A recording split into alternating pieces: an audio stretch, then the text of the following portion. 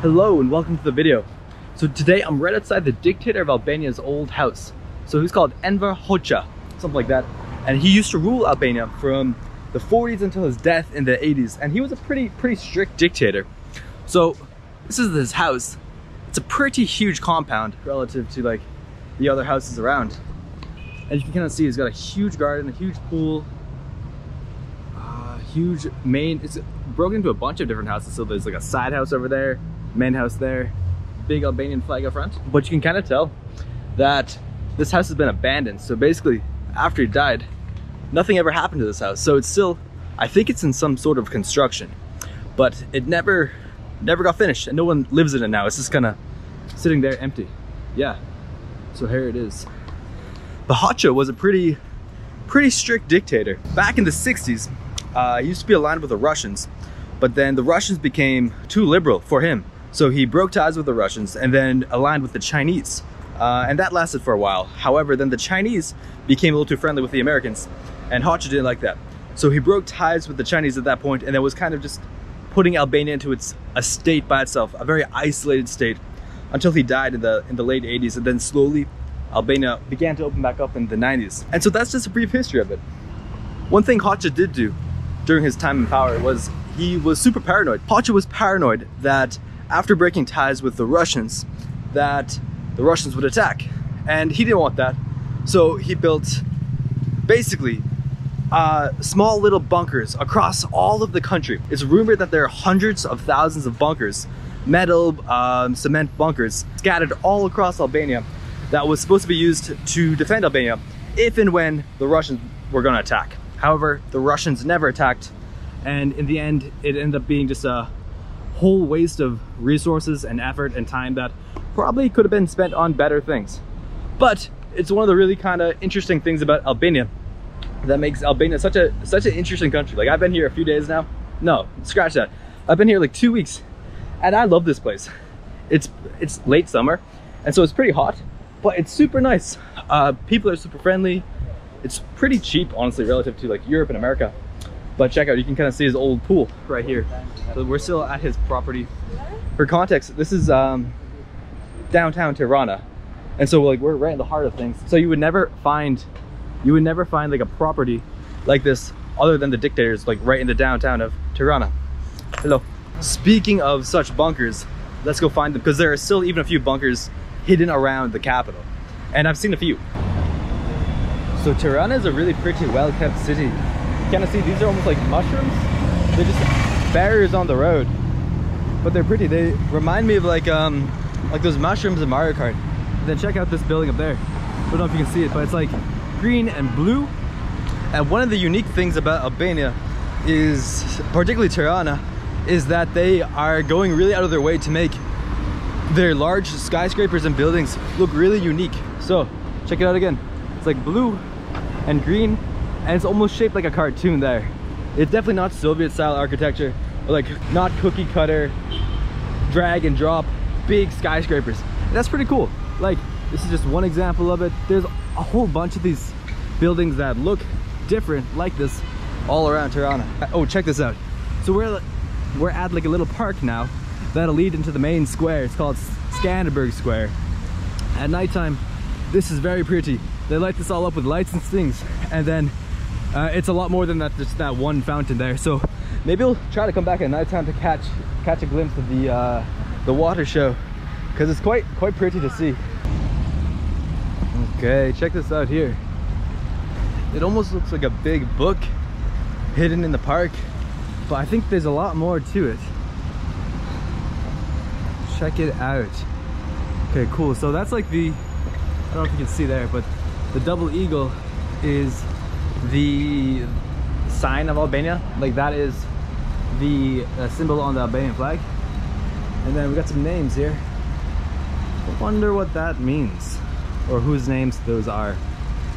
Anyways, this is kind of cool, kind of interesting. But anyways, one thing I did want to mention was like the parks here, at least in downtown Tirana, they're super well maintained. Frankly, better than what's in DC. Like, there's no trash anywhere. It's all clean. There's, you know, bike racks over there, places to sit. places for kids to play, even like a water cooling thing up here, trash cans. It's really well taken care of. Yeah, cooling station. Pretty cool. So we're coming up on downtown Tirana now. So these are a lot of like embassies and government buildings. So there's like the EU building, ooh, over there. You see the Albanian flag up there. Hello. And these are all sorts of ministries of finance, embassies. I think that one is probably a European embassy of some sort. Very pretty. All these buildings are really well taken care of. Yeah, it's really, really pretty. Surprised me a bit because I had always heard that Albania wasn't super wealthy, but the downtown, you'd certainly think it is super wealthy just by walking around Tirana. Got a weird look from a security officer over there, so maybe shouldn't be doing this, but we'll do it till I'm told to stop. Okay, so the bunkers are just over there. Let's go check them out. All right, so this is it here. There's bunkers like these, kind of like this place is called, the museum is called Bunkar 2, but big bunkers like these where people would hide in. This is bigger than they normally would be. Hide in. You'd have a little see-through thing up there to look at and shoot at, or the enemies, whoever was coming. So yeah, oh, here we go. So you'd watch from there, be a big cement thing like this, and just kind of stick out of the ground to defend against who's ever coming. Who they thought the Russians were coming, but the Russians never did come. This guy is bigger than they normally are, but the crazy thing is that there are apparently hundreds of thousands of these guys hidden all across Albania, like literally all over the country. I was taking a bus from, what do you call it?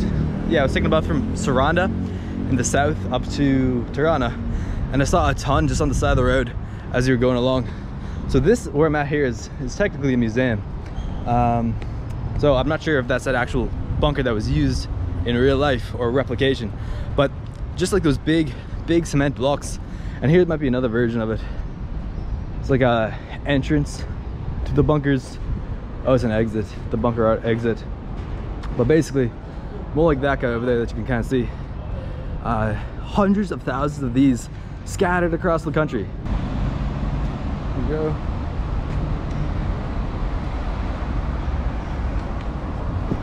And it took a lot of resources to build these. So I bet you it kept the Albanian economy and the people busy for years, just kind of construction all of these bunkers. You can kind of see it's based off of like metal pipes, and then you cover up those pipes there with cement. So that's kind of what Hoxha did, amongst a lot of other things that I don't really know too much about, back in Albania in the mid 1900s. Interesting history here. And now this has been turned into a museum, kind of scattered across more government buildings. Albanian flag is really cool. And yeah, that is the bunker story of Albania. One of the most perplexing, now really interesting things that makes Albania super unique. So let's go check out the rest of the city, because we're close to this famous place called Skanderberg Square, where they have like a square and things. All right, so we're right behind Skanderberg Square. We've got another little park area, and up there is a statue of the person who's deemed to be the national hero of Albania. His name, I'm gonna do a horrible job pronouncing this, is called Georgi Skanderberg, something like that.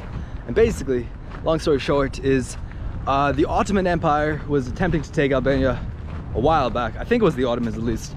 And they were trying to hold off. And this guy, apparently, Skanderberg, did a phenomenal job holding off the Ottoman Empire. I think it was the Ottomans. If it's not, I'll correct it. But yeah, that's like a big, this is the center of the city, and he's got a big statue about him. It's a big square too. Oh yeah, here we go.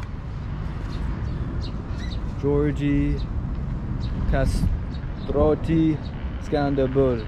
That's what it says.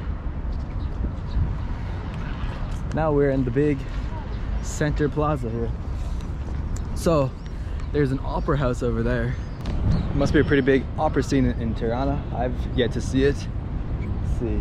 But another thing, so because Hoxha was so vehemently opposed to, you know, doing anything other than hardcore communism, he never had Albania join the Yugoslavia country, or group of countries that ended up getting broken up into what is now modern day like Bosnia, Montenegro, Serbia, places like that.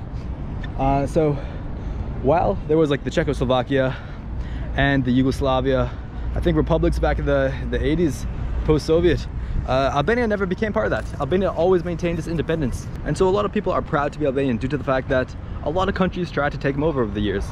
Basically, since hundreds and hundreds of years ago, someone's always been trying to take over Albania, and for the most part, they maintained independence completely, which is no easy task to do. So that's kind of why a lot of people are very proud to be Albanian. So that's Albania, particularly Tirana. There are a whole bunch of these murals across the country, and yeah, this Skanderberg Square, and that's about it. So that's Tirana for you. Cool place. I'm definitely gonna be back. I like it a lot and totally recommend. Great place to come visit. Great place to come visit. So I hope you liked the video, and I'll see you in the next one.